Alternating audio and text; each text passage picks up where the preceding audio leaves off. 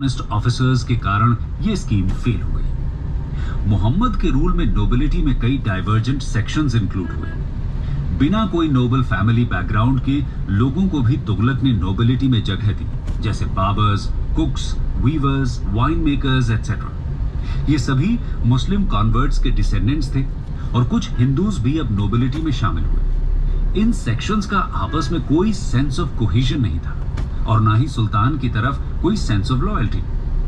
दूसरी तरफ एम्पायर के वास्ट एक्सटेंट के कारण इंडिपेंडेंट अथॉरिटी के लिए रिबेलियंस होने लगे। इसलिए मोहम्मद बिन तुगलक के रूल को दिल्ली सल्तनत का जेनिथ तो कहा ही जा सकता है, लेकिन कहीं ना कहीं उसके रूल में ही सल्तनत के डिसइंटीग्रेशन स्टार्ट हुआ।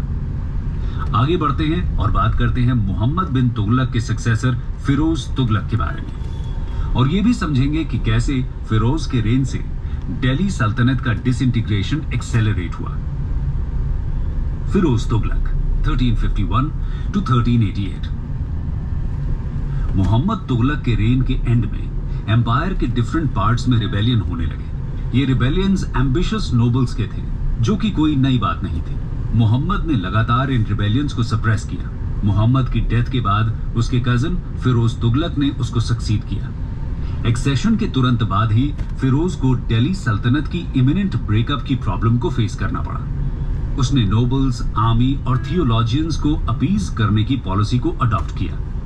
उसने डेक्कन और साउथ इंडिया पर अपनी अथॉरिटी असर्ट करने से रोक दिया, क्योंकि दिल्ली में रहकर साउथ इंडिया का एडमिनिस्ट्रेशन बहुत मुश्किल था।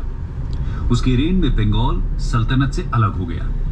फिरोज कोई डिस्टिंग्विश्ड मिलिट्री लीडर नहीं था, लेकिन उसका रेन एक पीस और क्वाइट डेवलपमेंट का पीरियड था। नोबल्स में हेरेडिटरी प्रिंसिपल को उसने अलाउ करवाया, जिसमें